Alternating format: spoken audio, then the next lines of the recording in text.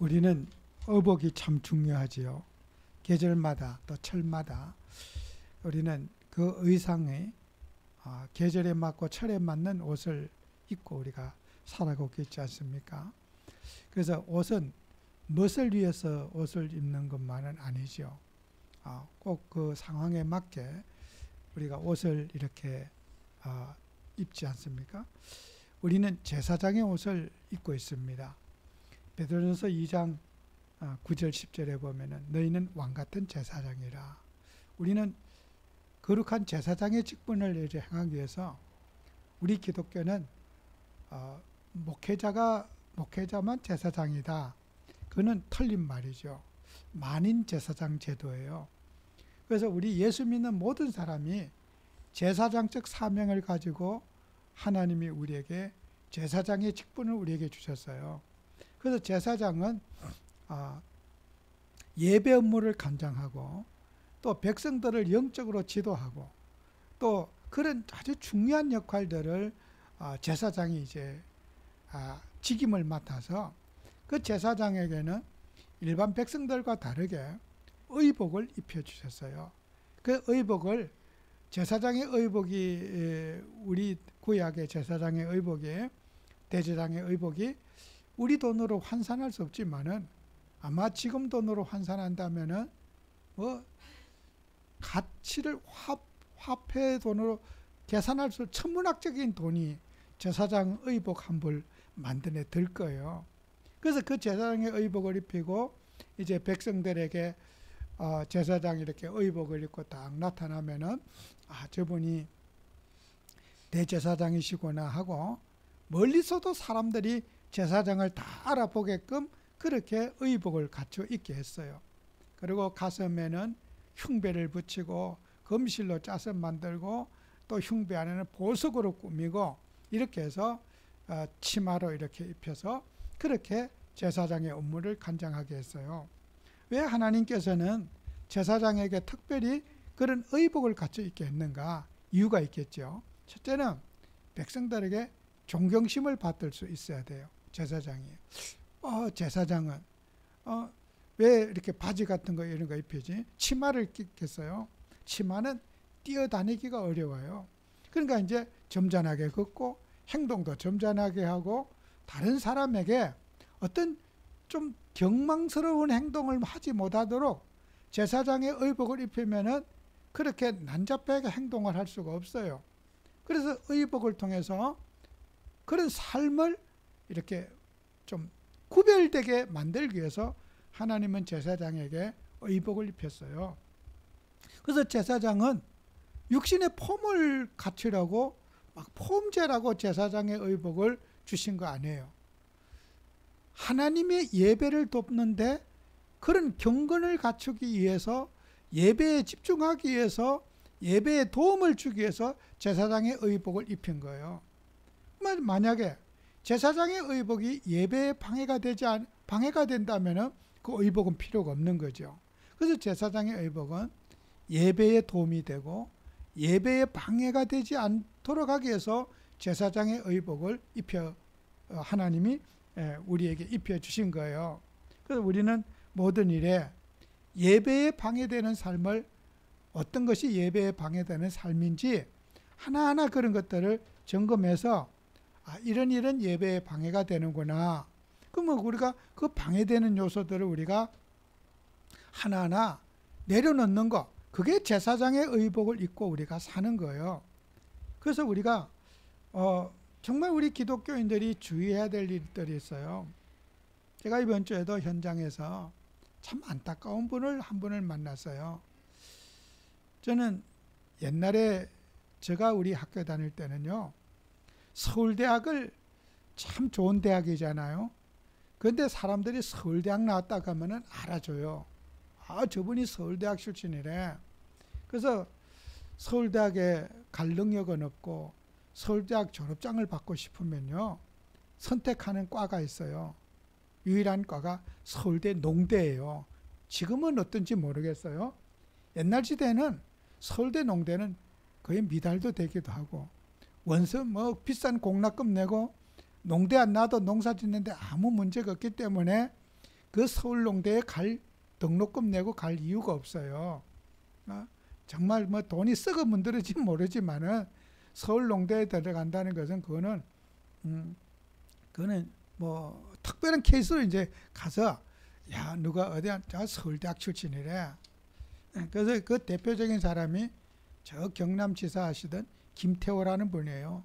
그 상고를 졸업하고 농사짓다가 아마 이제 서울대 들어가고 저래서 나 서울대학 출신이야. 그런 사람이 그분이에요. 또 그 다음에 연세대학도 졸업장이 좋잖아요. 그 연세대학에는 이제 어느 과가 그럴까요? 연세대학은 신학과예요. 나 연세대학 출신이야. 연세대학 졸업장. 그 연세대학 나왔으면은 저 사람 연세대학 나온 출신이야. 연대신학을 이제 가는 거예요. 연대신학은 그냥 그걸 공부하러 가는 거 신앙과 관계없는 그런 학교예요. 그냥 공부하고 거기에서는 목사, 전도사 이런 직분을 하는 게 아니라 공부를 위해서 가는 거기 때문에 그 학교만 졸업하고 나서는 목사가 될 수가 없어요. 교단이 없고 이런 노회가 있고 이런 게 있어야지 목사가 될 수가 있거든요. 그 연세대학 신학교를 가면은 그 졸업장 가지고 직장에 이력서도 낼 수가 없고 갈 곳도 없고 아무것도 없어. 그냥 단지 졸업장이 원해서 연세대학교 신학교를 가요. 이제 거기 가서는 할 수 있는 거는 뭐 공부를 계속 하면은 뭐 교수 같은 거는 할 수가 있겠죠. 근데 제가 왜 이런 얘기를 하느냐. 그런 폼 잡으려고 남에게 과시하려고 내가 연세대학 출신이야 서울대학 출신이야 그 과시하기 위해서 졸업장 받으면은 이제 그래갖고 누구한테 목에 힘이나 주고 폼만 잡고 살아. 신학교 가면 예수님을 믿고 하나님을 믿어야 될 거 아니에요? 근데 그게 아니란 말이에요. 그러니까 우리 사람들이 그런 사람이 인생을 살다 보면 평생 어떻게 해요? 폼만 잡다 볼 일 다 봐요. 제가 그런 분을 한 번 만났기 때문에 이제 이런 얘기 하는 거예요. 폼 잡는 인생. 그렇게 이제 되다. 정말 저는 그런 분을 만나면 예수님을 영접시켜야 돼요. 그 예수 믿어본 적도 없는 사람이에요. 폼 잡으려고. 남의 자존심 세우려고 신학교 가서 이제 공부해서 나도 목사 됐다. 나도 졸업장 가졌다. 아니요. 여러분 우리가 그리스도를 폼 잡으려고 나 교회 다녀 예수 믿어 폼 잡는 그런 옷을 입지 말고 예수님이 그리스도라고 하는 그 믿음을 가지고 우리 예수님을 사랑하고 예수님을 실현하는 그런 사람이 그리스도로 옷 입은 사람이에요. 어디 가서 폼만 잡으려고 나 교회 몇 년 다녔어 이제 폼만 잡으려고. 우리 폼 잡는 사람이 아닌 진짜 예수님 믿는 사람이 돼야 된다. 그죠? 그 제사장의 의복 어디 가서 나 제사장이야 하고 대접이나 받고 어디 가서 딱 목소리 깔고 힘주고 그러려고 제사장을 시킨 게 아니에요. 예배를 돕고 영적인 경건을 가지고 백성들을 치유하고 백성들을 도와주고 하나님 믿도록 잘 믿도록 도와주는 그런 역할이 제사장의 의복이란 말이에요. 그래서 우리는 의복을 나는 어떤 의복을 입고 있는지 우리가 의복을 점검해. 나는 폼 잡으려고 사는 사람 아닌지. 이거 우리 자신을 우리가 점검해 보셔야 돼요. 그래서 우리는 사람들은 지금 어떤 내 자신이 입은 옷을 몰라요. 창세기 4장 1절에 8절에 보면은 가인과 아벨, 아담의 자식이 가인과 아벨이었어요. 두 형제가 살아가는데 둘이가 이제 예배를 드리는데 가인은 농사를 짓는 사람이었고 아벨은 양을 목축하는 아들이었어요. 목축업을 하고 농사 짓는 사람이었어. 그래서 가인은 땅의 소산을 가지고 하나님 앞에 곡식을 빻아서 하나님 앞에 제물로 드리고 또 아벨은 양을 치는 사람이니까 소출은 양뿐이 없으니까 양의 목을 꺼내서 피제사를 하나님 앞에 드렸어요. 하나님은 가인의 예배는 받지 아니하시고 아벨의 예배를 받았어. 그러니까 가인이 어떻게 해요? 동생의 예배는 받고 내 예배는 안 받았네? 그러니까 너무 화가 난 거야. 하나님께 화나는 일을 동생에게 이제 분풀이를 한 거야. 동생을 돌로 죽였어요. 참 안타깝지요. 가인은 예배를 실패했어요. 동생은 예배에 성공했어요. 동생을 죽일 일이 아니잖아요. 하나님 앞에 내가 예배를, 왜 하나님이 나를 예배를 받지 않았는지 그 원인을 해결해서 그 문제를, 피제사를 통하지 않고는 하나님이 예배를 받지 않는다고 했는데 그 예배의 본질을 회복해야 될 일인데 그 분노를 어떻게 해요? 동생에다 전가를 시킨 거예요. 아무 잘못도 없는 동생을 죽인 거예요. 오늘 우리 자신이 회개의 삶을 살아야 돼요. 인생이 내가 하나님 앞에 세워지지 못한 문제를 타인에게 책임 전가를 시킨단 말이에요. 마귀가 그렇게 하는 거예요. 그래서 히브리서 11장 4절에 보면은 하나님이 가인은 죽었어, 아벨은 죽었으나 그 피로서 증거한다 그랬어요. 가인은 천국 갔어요. 아벨은 천국 갔어요. 하나님은 그렇게 죄를 증가시키고 문제를 증가시킨 그 가인의 못된 행동을 하나님은 알고 계신다는 거예요. 그래서 히브리서 9장 22절에도 피로서 정결하게 되는 피 흘림이 없어서는 제사함이 없다 그랬거든요. 하나님은 오늘도 우리가 가인이 가지고 있는 게 뭡니까? 예배의 본질, 피제사를 놓친 삶. 그 피제사의 완성이신 예수님의 보혈의 능력을 놓친 삶. 주님이 아니고는 우리 인생의 죄 문제를 해결할 수 없고 우리 인생의 저주와 재앙을 해결할 수 없는데 그 가장 기본의 본질을 가인은 놓치고 살았단 말이에요. 그게 종교 아니겠습니까? 우리의 인격, 노력, 열심, 공로, 도덕, 윤리 이거 가지고 하나님을 찾는 거 아니겠어요? 내 행위를 가지고 내 종교 생활의 그 틀을 가지고 주님을 찾으려고 하는 거예요. 그래서 우리가 제가 이번 주에 만난 그분이 나이가 많으셔요. 얼마인지는 모르겠지만 상당히 많으셔요. 근데 그분이 얼굴에 수염도 안 깎고 막 콧수염도 있고 막 좀 지저분해요. 근데 평생 사회생활을 했대요. 사회봉사생활 뭐 이런 그런 활동을 했대요. 목사는 받았지만은 목사를 안 했대요. 그래서 제가 영접기도니까 영접기도를 안 따라 하더라고요. 죽어도 안 따라해. 그냥. 그 사람의 눈 속에, 그죠? 하나님을 만나는 길을 모르고 있는 거예요. 그죠? 내 사회를 바르게 살고, 저는 뉴스를요, 되도록이면 잘 안 보려고 그래요.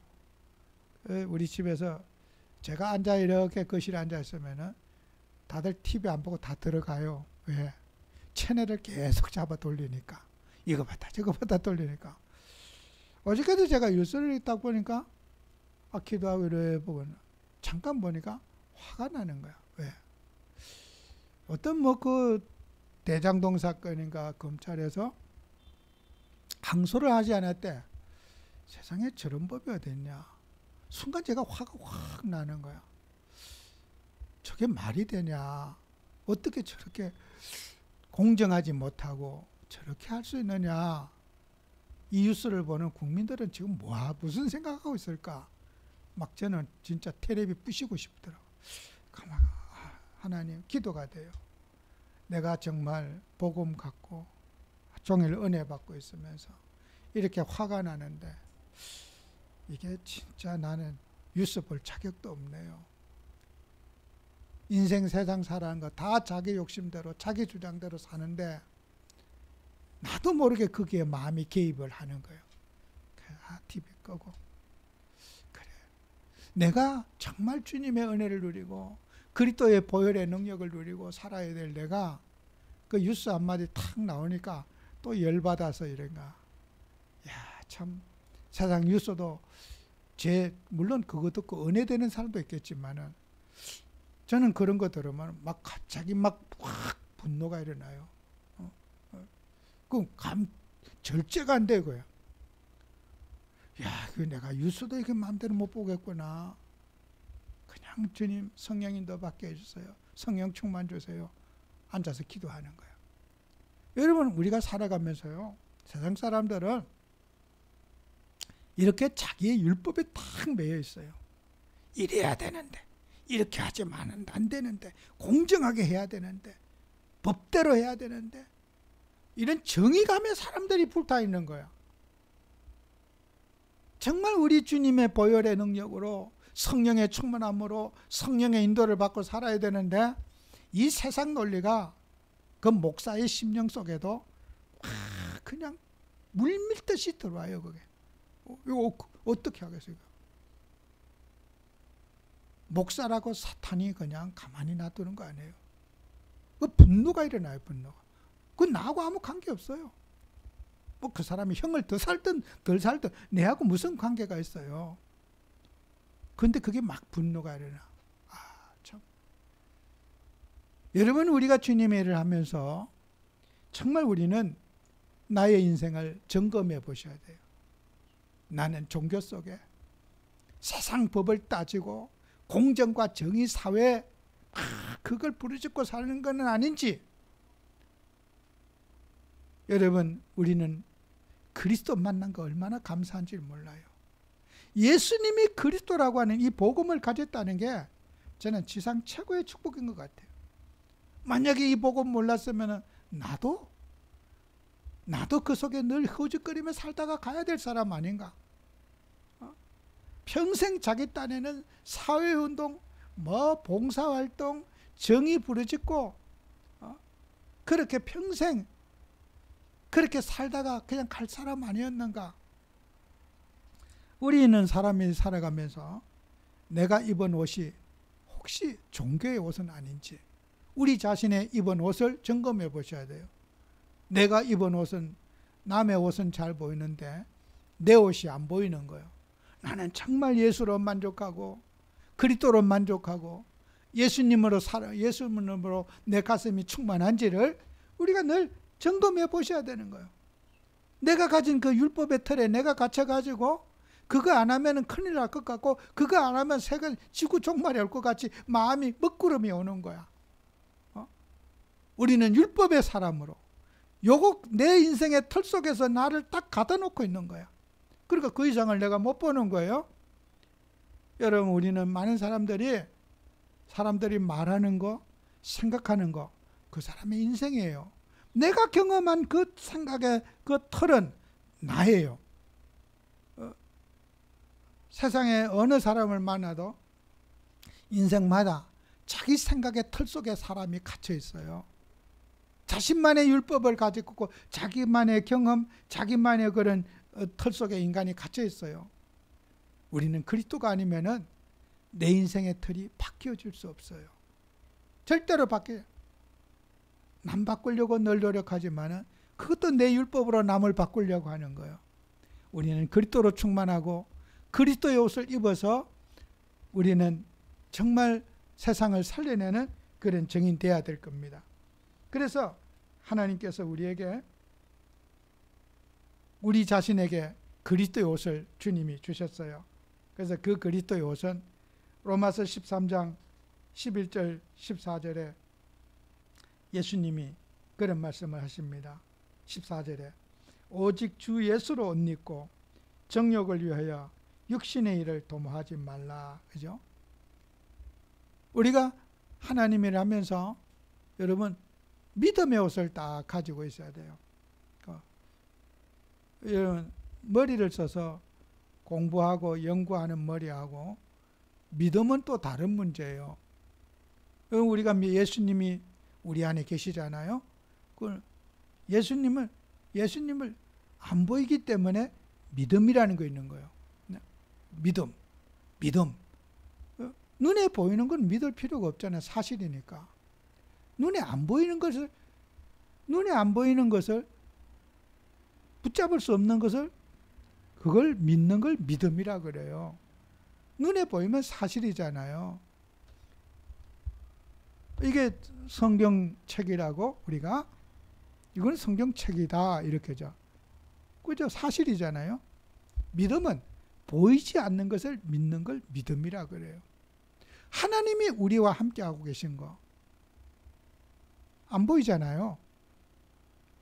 그걸 안 보이는 것을 믿음을 믿음이 크냐 믿음이 적으냐 예수님이 보지 않고 믿는 자들이 복되도다. 부활하신 예수님을 사람들은 안 보고는 못 믿겠다고 도마가 예수님께 간절하게 얘기해요.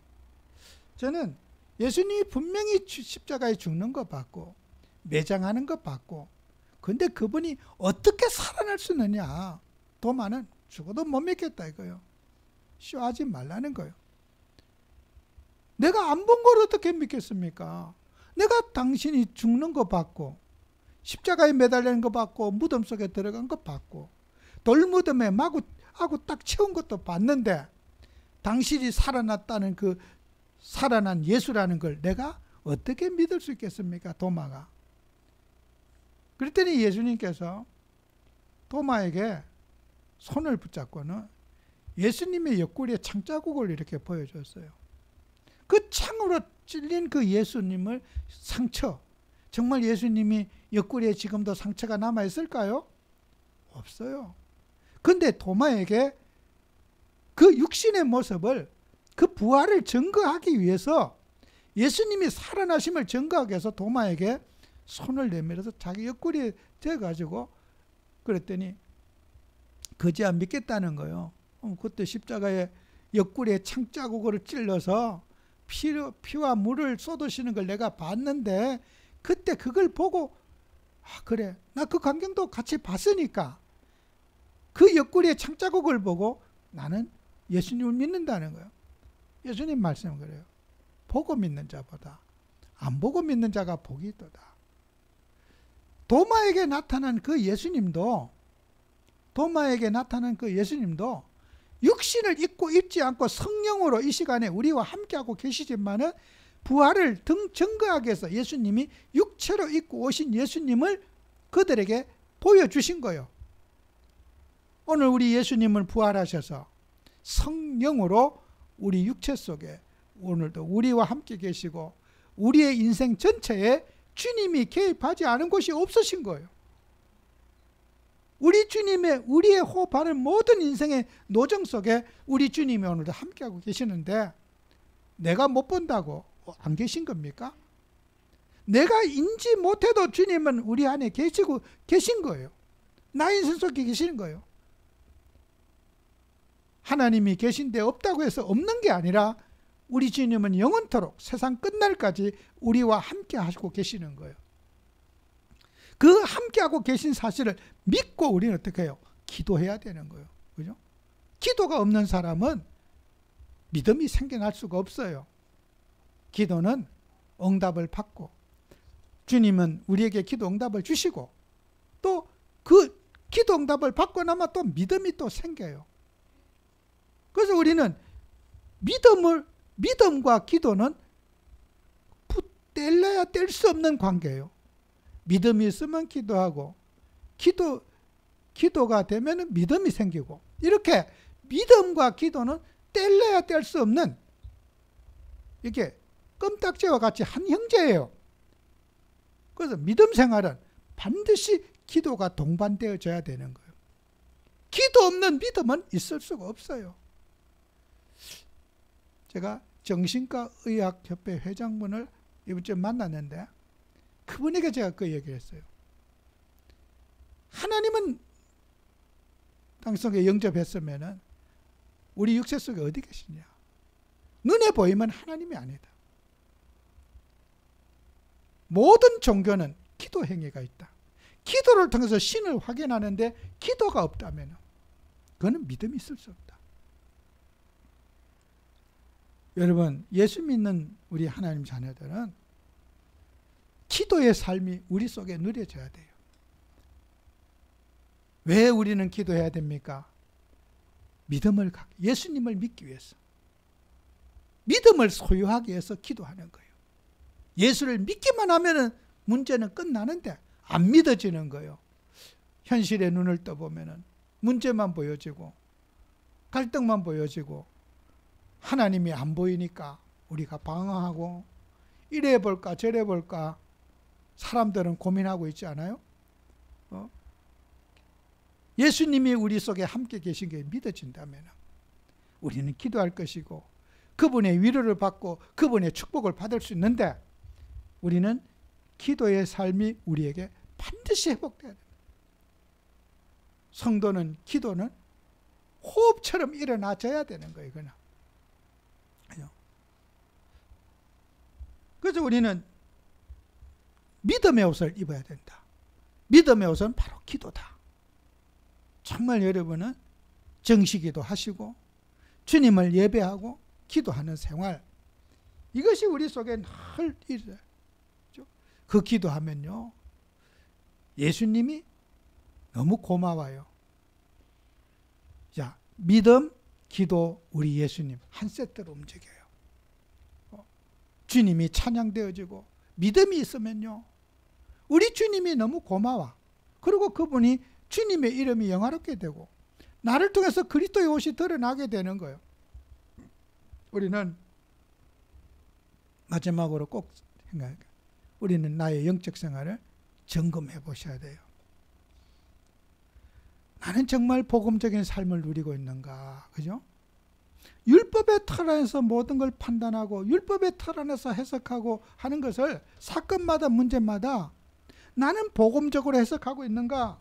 우리 자신을 늘 생각해 보셔야 돼요. 우리는요 생명의 성령의 법이 아니면은 우리의 율법의 틀이 깨지지 않아요. 나는 복음적이라고 생각하지만은 나는 신앙적으로 해석했다 하지만은 성령의 인도를 받고 성령의 충만함을 받아서 살아갈 때 우리는 우리 자신이 복음적 해석을 해낼 수가 있어요. 우리는 사람들마다 환경과 문제 속에서 정말 우리는 세상의 모든 일이 답이 있다면은 사람들은 문제가 즐겁겠죠. 답이 있으면 문제가 즐거워요. 답이 없으니까 문제가 괴로운 거잖아요. 공부하는 학생들이 시험 시간이 이제 됐어요. 답을 알고 있으면은 그 시험은 즐거운 시간이에요. 답을 모르기 때문에 시험이 걱정스럽고 고통스러운 거란 말이에요.